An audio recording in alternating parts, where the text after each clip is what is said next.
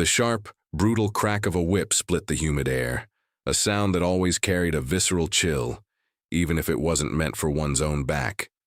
This time, it echoed from the distant fields, a chilling reminder of the raw power wielded on the Thorn plantation. But its reverberations seemed to travel directly to a small, hidden compartment beneath a loose floorboard in Elias's meager room. Inside that cramped, dark space, nestled among scraps of cloth and a few precious, illicitly acquired quills, lay a stack of bound parchment, a manuscript, painstakingly crafted in secret, a silent rebellion against the very world that now rumbled around him. Elias, a man whose intellect burned with an intensity rarely seen, let alone tolerated among the enslaved, froze, his hand hovering over the worn wooden surface, his heart a frantic drum against his ribs. Master Thorn's heavy footsteps then approached, not with the hurried pace of a man of business, but with a deliberate, almost predatory rhythm. The floorboards of the grand house creaked under his weight, each groan a prelude to his arrival. Elias, bent over a ledger he was tasked with updating, maintained a facade of unwavering obedience, his gaze fixed on the numbers, his hand steady as he transcribed the day's cotton yield. This calm was a practiced art, a shield against suspicion, honed over years of living under an ever-watchful eye. Yet beneath the surface, a torrent of terror and defiance raged. Thorn paused in the doorway, his silhouette momentarily eclipsing the afternoon light. His voice, when it came, was not a shout, but a low, dangerous growl, cold and calculating as a winter wind. "Elias," he began, his tone devoid of warmth, "I hear whispers of unruly minds on the neighboring estates, idle thoughts, dangerous ideas. A man, or indeed any soul, who forgets their place, who dares to stray from the path laid out for them, finds themselves in a world of unimaginable sorrow. The penalties for such transgressions are severe, Elias. Very severe indeed." He didn't look directly at Elias, but his words hung in the air, heavy with unspoken meaning. A veiled threat aimed not just at the general populace, but at the keen, observant mind he knew Elias possessed. The master's eyes swept over the room, lingering on the worn Bible on Elias's small table, then moving to the ledgers, before finally resting, for a fleeting, agonizing second, on the very patch of floor where the forbidden manuscript lay hidden. Elias felt a cold sweat prickle his skin, his breath catching in his throat. He merely inclined his head, a gesture of profound submission, his face a mask of placid understanding. "Yes, Master Thorn," he replied, his voice a low murmur, carefully devoid of any inflection that might betray the storm within. "I understand completely." Thorn grunted, a sound of dismissive satisfaction, and then continued his slow, measured pace down the hall, his footsteps fading into the oppressive quiet of the afternoon. Elias remained motionless, counting the seconds until he was certain the master was out of earshot, his muscles rigid with a tension that bordered on pain. He exhaled slowly, a silent prayer of relief escaping his lips, but the reprieve was short-lived. As Thorn's shadow, long and distorted, stretched across the room and then receded, a subtle tremor ran through the old house. Perhaps it was the residual vibration from the master's heavy stride, or merely the settling of ancient timbers. Whatever its cause, it was enough. A single, seemingly innocuous page, dislodged by the faint jolt, slipped free from the hidden compartment. It was a page filled with Elias's elegant script, a fragment of his truth, a testament to his secret defiance.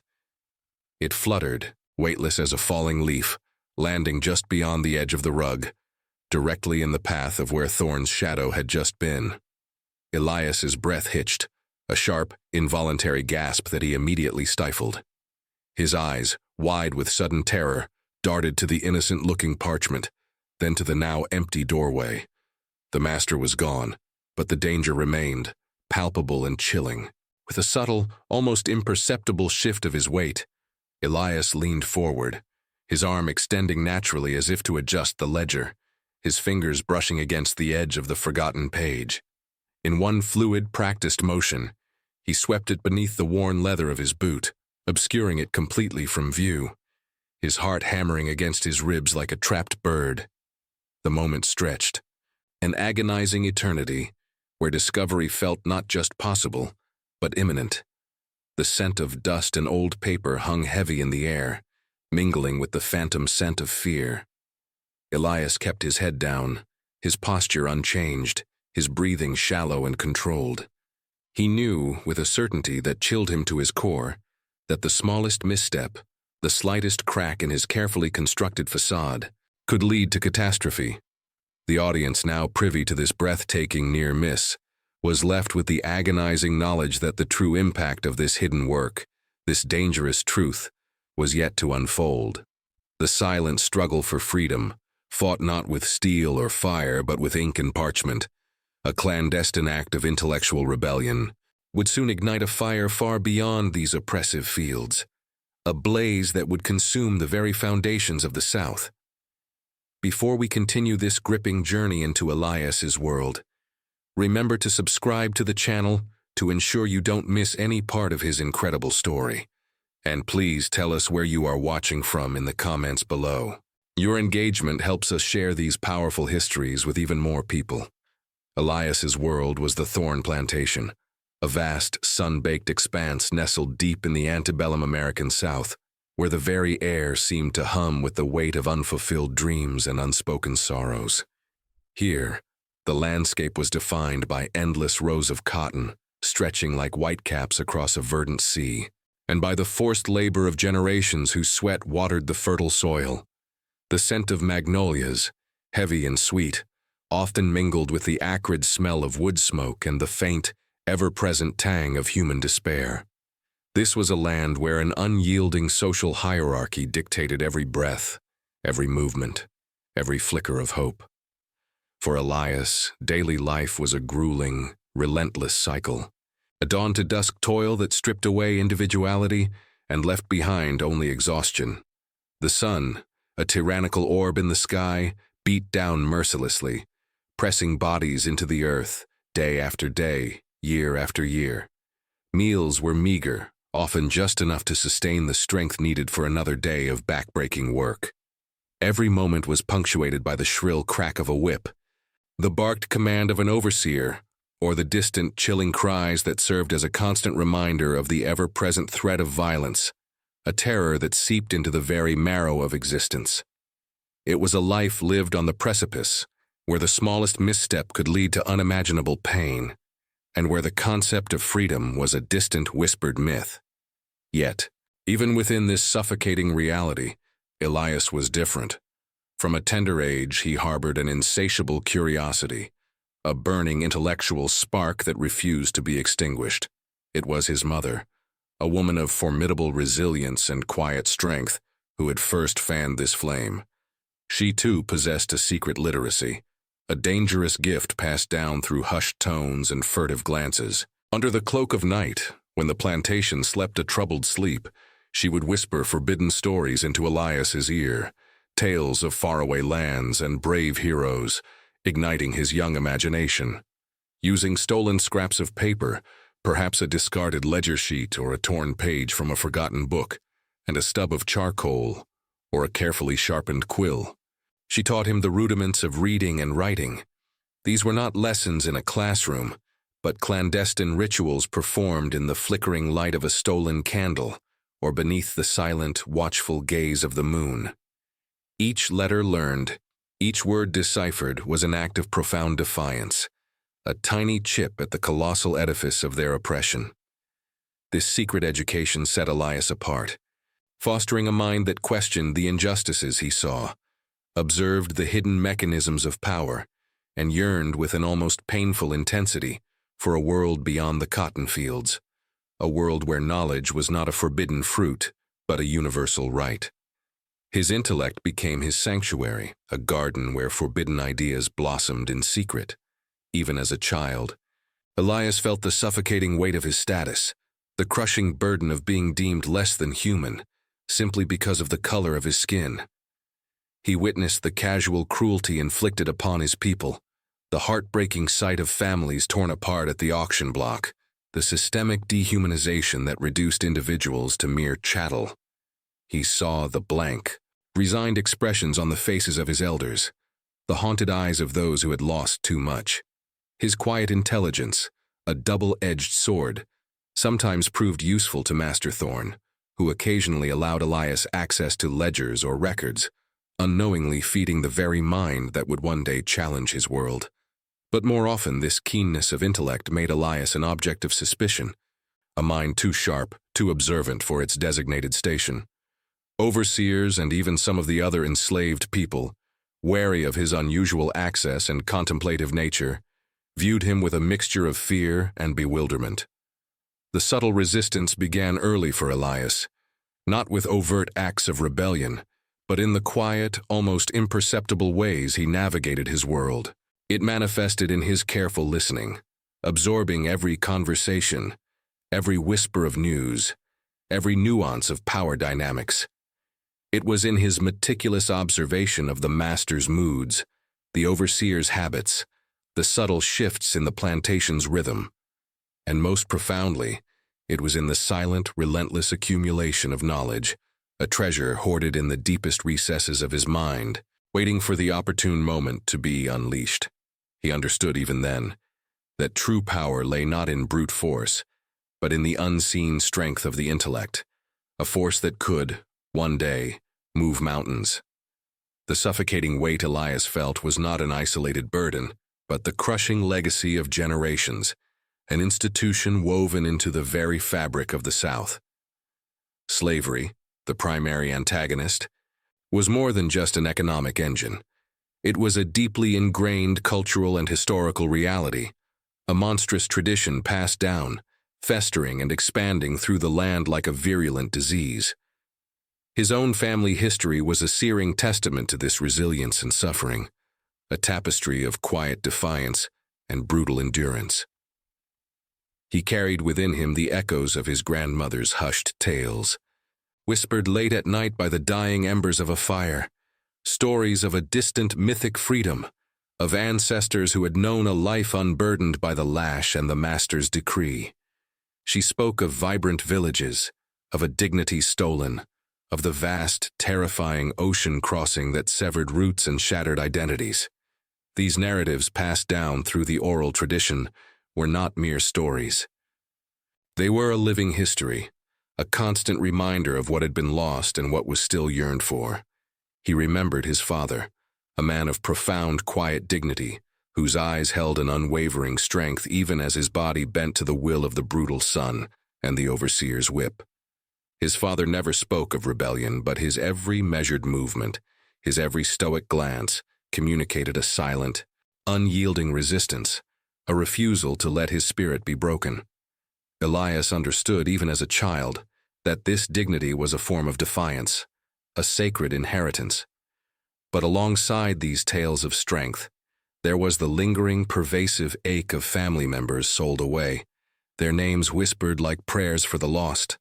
A cousin, a young aunt, a childhood friend, their faces blurred with time, but the hollowness of their absence remained, a constant sharp pain in the collective heart of the enslaved community. These separations were not just physical, they were spiritual severances, tearing at the very soul of families, leaving wounds that never truly healed. Elias saw the terror in the eyes of mothers when auctioneers visited, the desperate pleas of fathers, the quiet despair that settled over the quarters when another loved one was ripped from their midst. Each instance carved a deeper groove of injustice into his young mind, solidifying his understanding of the systemic cruelty that defined their existence. Master Thorn, the man who held Elias's fate in his hands, was not the caricature of pure evil often painted in abolitionist pamphlets, though his actions were undeniably cruel. He was a product of his time, a man who had inherited the Thorn plantation and its deeply entrenched traditions, viewing himself not as a tyrant, but as a benevolent patriarch. In his own distorted perception, he provided for his people, offered them a life, however meager, a skewed responsibility that justified the inherent brutality of the system. He saw Elias's intelligence not as a threat, but as a useful tool, a sharp mind that could be harnessed for the plantation's benefit. He allowed Elias limited access to books and records, first for simple inventory, then for managing accounts, unaware that he was inadvertently feeding a burgeoning intellect, cultivating the very mind that would one day challenge his world. This unique position, a privilege granted out of Thorne's self-interest, gave Elias a dangerous, unprecedented vantage point into the inner workings of the plantation, the master's finances, and, by extension, the broader society that upheld such a system. He learned to read ledgers, to understand the flow of capital, to see the economic justifications for human bondage laid bare in cold, hard numbers. He observed Thorne's interactions with other planters, listened to their conversations about politics, crops, and the growing anxieties surrounding the peculiar institution. This exposure, initially a source of fascination and a rare privilege, quickly became a profound source of disillusionment for Elias. The master's private library, a sanctuary of knowledge for Thorne, became a crucible of torment for Elias. He devoured texts on liberty, philosophy, and human rights, his mind grappling with the revolutionary ideas of Locke, Rousseau, and the very American founders whose words proclaimed all men were created equal. He read of natural rights, of self-determination, of the pursuit of happiness, and each word, each soaring concept, starkly contrasted with the brutal, dehumanizing reality of his own existence. The dissonance was unbearable. How could a society so eloquently champion freedom for some, while so vehemently denying it to others? How could men who spoke of God and morality simultaneously perpetuate such an unholy system? These readings ignited a quiet fury within him, a slow-burning rage that simmered beneath his placid exterior. It was not a rage that sought immediate, violent explosion, but one that fueled a burning desire for change, a deep-seated conviction that this injustice could not, would not, stand forever. It was in these stolen moments amidst the dusty tomes and the echoing silence of the master's study that the nascent idea began to take root in his mind. Words, carefully chosen and powerfully arranged, could be weapons. They could expose, they could challenge, they could ignite. He began to see the pen not just as a tool for Thorne's accounts, but as an instrument of liberation, a silent, potent force capable of carving a path through the darkness. The library, intended to make him a more efficient servant, instead forged him into a scholar of resistance, a quiet revolutionary armed with ink and paper. Over the years, the fragile remnants of Elias's youthful illusions, never truly robust, began to erode completely, chipped away by a relentless stream of small, seemingly insignificant episodes that nonetheless bore the weight of profound injustice. Master Thorne, in his moments of what he considered magnanimity, would occasionally make vague promises. A slight improvement in rations, a potential opportunity for another enslaved child to learn a trade, a fleeting mention of eventual freedom for a particularly loyal elder. Each promise, however, was a phantom, dissipating into the humid air without ever solidifying into reality. Elias watched, his heart heavy, as the initial flicker of hope in the eyes of his community was repeatedly extinguished, replaced by a deeper, more entrenched weariness. He witnessed the quiet, painful silences of those who suffered silently, the stoic endurance of men and women whose spirits were slowly being crushed under the heel of an unyielding system. The casual, everyday aggressions of the overseers, a constant grinding cruelty, became a stark counterpoint to Thorne's occasional performative kindness, a brutal lashing for a dropped tool, a family separated for a minor infraction, the denial of medicine for a sick child. These were the true rhythms of plantation life, not the master's empty assurances. Each broken promise, each act of unredressed cruelty, solidified Elias's resolve, hardening the core of his spirit and burning away any lingering doubts about the inherent evil of the institution he was trapped within. He understood, with a chilling clarity, that reform from within was a fantasy, and that the only true path lay in dismantling the very foundations of this brutal edifice. Thorne, ever the pragmatist, continued to use Elias's unique intelligence to his advantage, weaving a complex web of manipulative dynamics around him. He would offer Elias minor comforts, slightly better food, perhaps a designated space to read ledgers in the comparative quiet of the study, temporary relief from the back-breaking labor of the fields for a period of intense accounting. These small concessions were not acts of genuine empathy, but calculated moves designed to subtly manipulate Elias into a position of perceived loyalty, to make him feel distinct, perhaps even privileged, among the other enslaved people.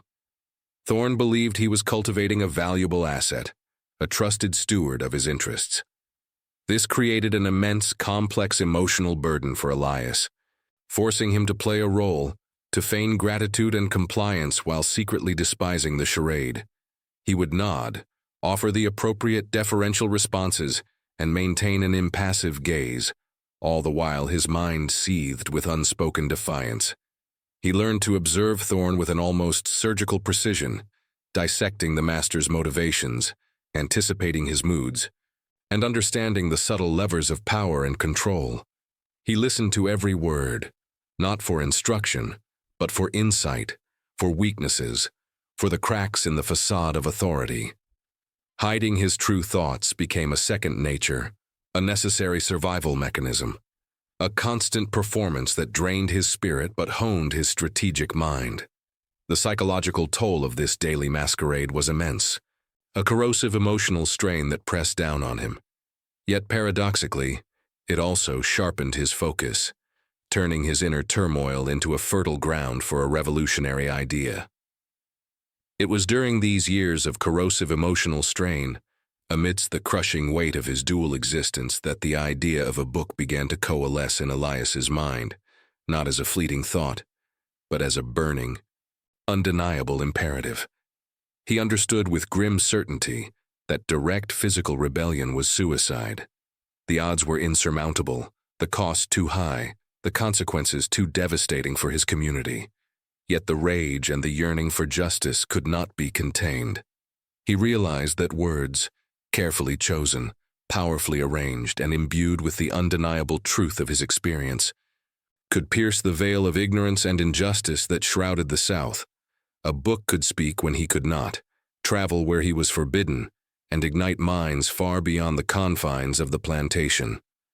He began to secretly collect observations, not just casual reflections, but meticulous records of the daily cruelties, the systemic dehumanization, the quiet acts of defiance he witnessed, and the stories of resilience whispered among his people.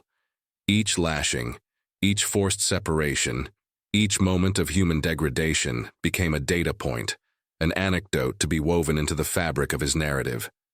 He drew upon the historical facts he'd gleaned from Thorne's library, connecting the plantation's specific brutalities to the broader, national sin of slavery. He saw how the economic ledgers he managed for Thorne could provide cold, hard evidence of the financial motivations behind human bondage, transforming abstract notions of morality into concrete, undeniable facts. These fragmented thoughts, these stolen moments of reflection, these carefully hoarded scraps of information, began to form the foundation of his clandestine project. The book was no longer a distant dream, but a nascent living entity growing within him, a silent scream for justice, a desperate necessity that would become his life's work. He envisioned it as a repository of collective suffering and a beacon of potential change, a testament to the enduring human spirit in the face of unimaginable oppression.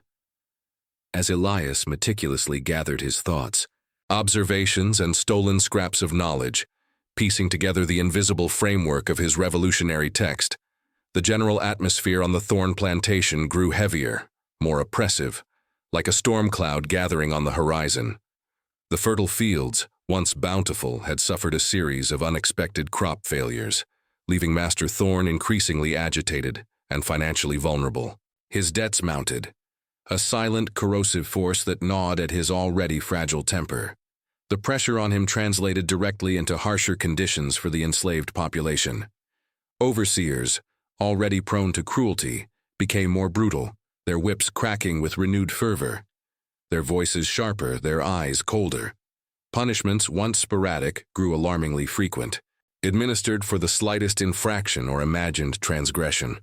The meager rations seemed to shrink further, and the hope for any form of leniency, any fleeting moment of peace, dwindled into non-existence, replaced by a pervasive sense of dread that hung in the humid air like a shroud. Each dawn brought not just the promise of toil, but the unspoken threat of escalating suffering. Beyond the plantation gates, whispers of abolitionist movements in the distant north began to reach the insular world of the south, carried on the winds of rumor and fear. These whispers, distorted and exaggerated, intensified the deep-seated paranoia among slaveholders. The planters, already fiercely protective of their peculiar institution, began to scrutinize each other with suspicion, fearing any sign of unrest, any crack in the facade of their control.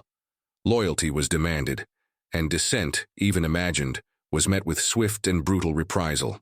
Elias, often seen near Thorne's study, his quiet demeanor and intellectual pursuits a stark contrast to the grueling physical labor of the fields, drew silent, suspicious glances from all sides. From within the enslaved community, some mistook his access to the master's world for complicity, their eyes holding a mixture of envy and resentment, wondering if he had forgotten his true allegiances. They saw him carrying ledgers, not knowing he was carrying a revolution in his mind. Meanwhile, the white overseers, ever vigilant for signs of insubordination, viewed his intelligence not as a benefit, but as a potential threat, an anomaly that defied their simplistic understanding of racial hierarchy. They saw a mind too sharp, too observant for its assigned station, a potential spark in a powder keg. He was an outsider in both worlds, a man caught in the dangerous cross-currents of suspicion and misunderstanding. The psychological pressure on Elias became immense, a suffocating weight that pressed down on him day and night. He found himself constantly on edge, every creak of the floorboard, every distant shout, every shadow dancing in the lamplight, a potential harbinger of discovery.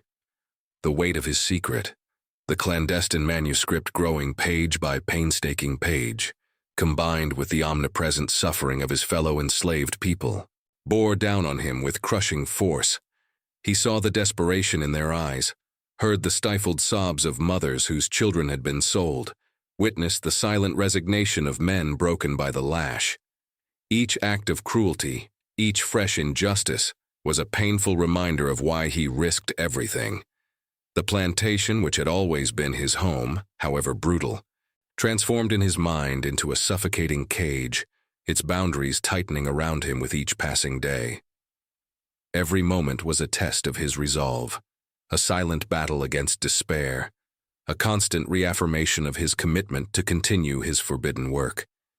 He would steal away to his hidden nook, often late at night, his heart pounding, his hands trembling, and pour his soul onto the paper. The ink became his blood, the words his breath. The book was no longer just an abstract idea, a scholarly pursuit born of disillusionment.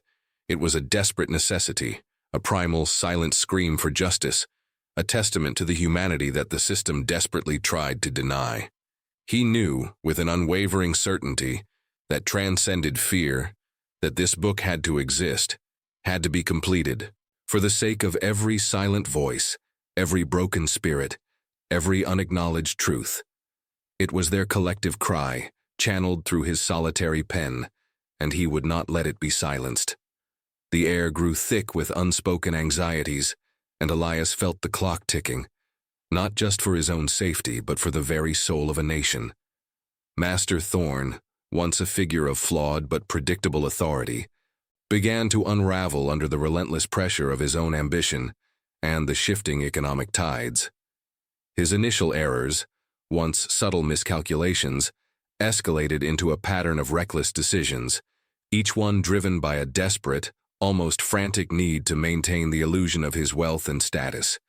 The cotton market, ever volatile, had taken a downturn, and Thorne, rather than cutting losses, plunged deeper into speculative ventures, convinced he could outsmart the market. These risky investments, often whispered about by his associates during hushed conversations Elias overheard, rarely paid off. Instead, they compounded his debts, tightening the financial noose around the plantation. and, by extension, around the necks of every enslaved person within its bounds. The most egregious and heartbreaking consequence of Thorne's spiraling desperation was the alarming increase in slave sales. Families, already fractured by the system, were now torn apart with chilling regularity, often with no warning. A mother one day, gone the next.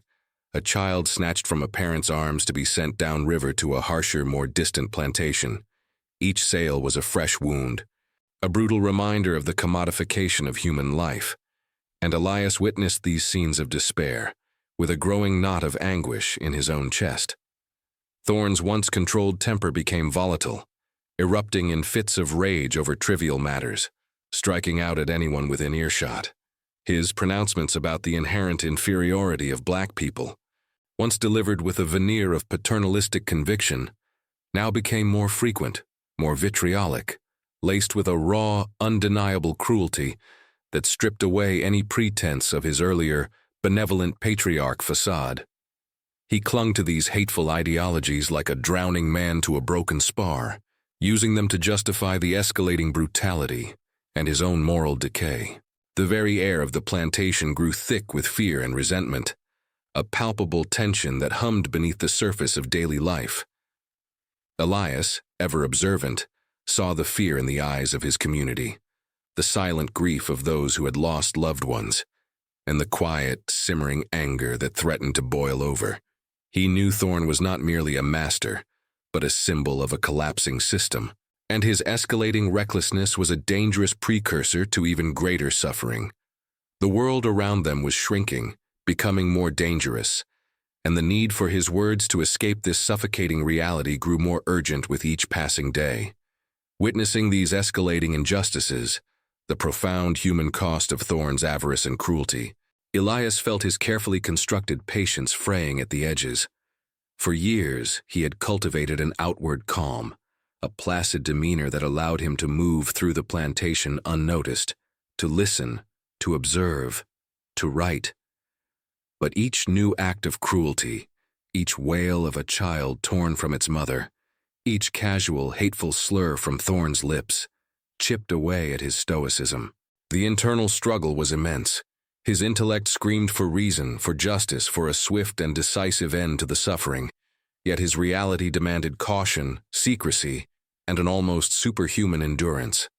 There were moments, fleeting but potent, when he felt an overwhelming urge to abandon the pen, to confront Thorne directly, to scream the truth of their plight into the face of his oppressor.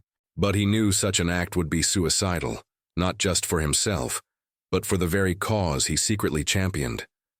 The book, his silent weapon, was the only path. It was a slow-burning fire, not a sudden conflagration, but a fire that he believed could, in time, consume the very foundations of this injustice. Each act of barbarity fueled his resolve, hardening his will, but also brought him perilously closer to a breaking point, a precipice where the personal risk of discovery became secondary to the burning, undeniable need to expose the truth. He understood, with a clarity that both terrified and emboldened him, that the book had to be completed no matter the cost. His own life, his own freedom, seemed a small price to pay if his words could somehow contribute to the eventual liberation of his people. The manuscript, hidden in its secret compartment, became not just a project, but a desperate act of faith, a repository for the collective pain and resilience of generations. He worked with a renewed intensity, often enduring sleepless nights, his fingers cramped, his eyes burning, driven by the ghosts of those lost and the hope for those yet to come. The weight of his secret was immense, a constant companion, but the urgency of his mission now overshadowed even the deepest fear. He was a man possessed, not by madness, but by an unwavering conviction that his words held a power greater than any whip or chain. The ink was his blood, the paper his defiant breath. It was into this volatile, suffocating environment that a new overseer arrived, a man named Silas Croft. Croft was unlike any overseer before him. Lean, wiry, with eyes that seemed to miss nothing, he carried an air of cold, calculating menace. He moved with a predatory stillness, his gaze lingering a moment too long, his questions subtly probing. He took an immediate visceral dislike to Elias, sensing, with an almost animalistic instinct, a hidden depth beneath his quiet, compliant demeanor. Croft saw not just an intelligent enslaved man, but a mind too keen, too thoughtful for its station, a potential source of unrest that needed to be watched, and if necessary, crushed. The subtle artifice Elias had perfected over years, the mask of unwavering obedience, began to feel flimsy under Croft's scrutinizing gaze. Close calls, once rare and easily dismissed, became more frequent, more terrifyingly precise. One evening, a misplaced quill, accidentally left on Thorne's desk after Elias had finished his accounting duties, almost led to discovery. Elias, returning moments later under the guise of retrieving a forgotten ledger, found Croft standing over the desk, his fingers idly tracing the feather. His eyes narrowed in suspicion before Elias quickly snatched it away with a mumbled apology. Another time, a half-written page of his manuscript, filled with impassioned arguments against the very institution that held him captive, slipped from his hidden compartment, fluttering perilously close to the floor just as Croft's heavy boots echoed in the hallway outside. Elias froze, his heart pounding a frantic rhythm against his ribs, before a sudden gust of wind from an open window, a stroke of pure, unadulterated luck, swept the page back into the shadows. Late-night noises, the faint scratch of his pen on paper, the rustle of parchment, were almost heard through the thin walls separating his small quarters from the main house. He learned to write in near darkness, to muffle every sound, to hold his breath whenever a shadow passed his window. It became agonizingly clear that Elias was living on borrowed time, each sunrise a reprieve, each sunset a renewed test of his stealth and nerve. The culmination of his secret project, the nearing completion of his book, was inextricably intertwined with an impending catastrophe. The air was thick with the scent of magnolias and the metallic tang of fear, a stage set for a dramatic revelation that would irrevocably alter the course of his life and the lives of all on the Thorne plantation. The manuscript, now almost complete, was a ticking bomb, waiting for the precise moment to ignite. The weight of the completed manuscript, its pages filled with the raw truth of his existence and the suffering of his people, felt like both a monumental burden and an exhilarating liberation. Elias had poured his very soul into every ink-stained word, chronicling the daily brutalities, the quiet dignities, the systemic injustices, and the unwavering spirit of those held captive. The final period on the final page was not just an end to his writing. It was the definitive turning point, a silent declaration that his voice would not be silenced. Now came the impossible task, the most perilous step of all, getting his life's work beyond the suffocating confines of the Thorne plantation. He had cultivated a trusted, clandestine network, a whisper of hope in the vast darkness, connecting him to the fabled Underground Railroad. Word had reached him through hushed conversations and coded messages that a conductor would be passing through the vicinity, offering a fleeting, perilous opportunity for transfer. The meeting was arranged for a moonless night, deep within the tangled, shadow-draped woods bordering the plantation, a place where the sounds of the night could mask the rustle of leaves underfoot and the hushed exchange of secrets. Elias clutched the precious manuscript, carefully wrapped in oilcloth, his heart a frantic drumbeat against his ribs. Every snapping twig, every hoot of an owl sent a jolt of ice through his veins. This was not just a book. It was a testament, a weapon, and its discovery would mean not only his death but the obliteration of everything he had fought for. The air was thick with the scent of pine and the metallic tang of fear, mingled with a desperate, burgeoning hope. He saw a figure emerge from the deeper shadows, a silhouette against the barely visible horizon, and a surge of both terror and relief washed over him. This was it. Just as Elias took a step forward, his hand reaching out to offer his sacred burden, a sudden, brutal grip seized his arm, yanking him backward into the darkness. A guttural gasp escaped him as he stumbled, the manuscript falling to the ground with a sickening thud. The figure of the conductor vanished instantly, melting back into the impenetrable night. Standing over him, a malevolent shadow, was Silas Croft, the new overseer, his eyes gleaming with a predatory triumph that chilled Elias to the bone. Croft held not a whip, but a small, leather-bound journal. Elias's secret-coded notes, his meticulous observations, his literary ambitions laid bare. The overseer had been watching, waiting, his suspicions finally confirmed. He had not found the complete manuscript, but he had found enough. "So the silent scholar has a voice, does he?" Croft sneered, his voice a low, dangerous growl that promised unimaginable pain. He kicked the fallen manuscript, his boots scraping against the oilcloth. "A voice that will scream for mercy when I tell Master Thorn what you've been doing. And your family? They'll pay for your insolence too. Every last one of them will be sold, scattered to the winds." The threat, cold and unyielding, pierced Elias's heart with agonizing precision. It was not his own life he feared most, but the devastating ripple effect his actions would have on those he loved. Cornered, his world collapsing around him, Elias felt a desperate, primal surge of defiance. His mind, trained in calculation and observation, raced, searching for any sliver of leverage. He looked up at Croft, his face a mask of carefully controlled despair, but his eyes held a flicker of something the overseer did not expect. "You tell Master Thorn, and I tell the authorities about his ledgers," Elias stated, his voice surprisingly steady, a desperate act of audacious bluff. Croft froze, his sneer faltering.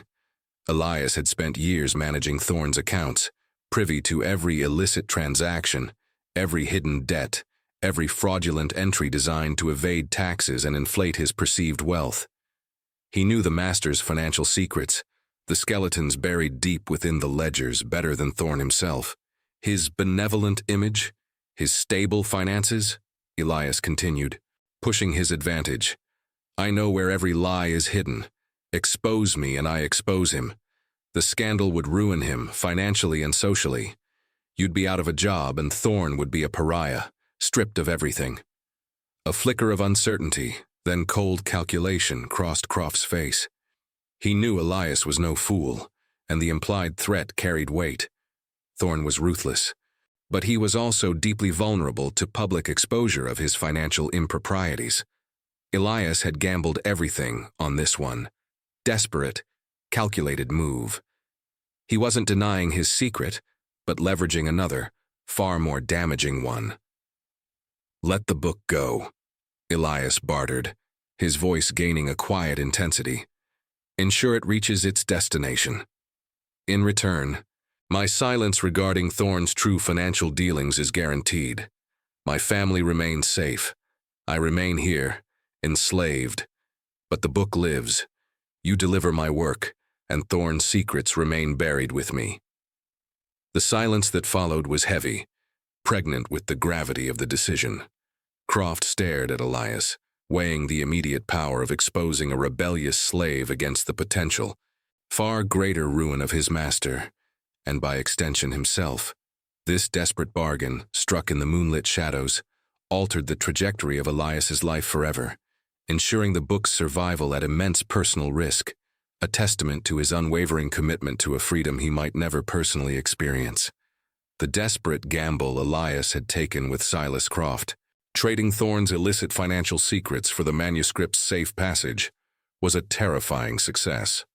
The overseer, a man driven by self-preservation and a keen eye for opportunity, understood the gravity of Elias's threat. Exposure of Thorn's fraudulent dealings would bring down the entire plantation, ruining them all. A silent, venomous pact was formed. Croft, under the guise of an urgent errand for Thorn, personally delivered the carefully wrapped manuscript to a contact in the nearest town, a man known only by a coded phrase, a crucial link in the clandestine network. This was the moment Elias's life, and perhaps the lives of countless others, pivoted. He had surrendered his fate, his very existence, to the hands of strangers and the power of his own words. Months later, a tremor began to ripple through the seemingly impenetrable edifice of the South.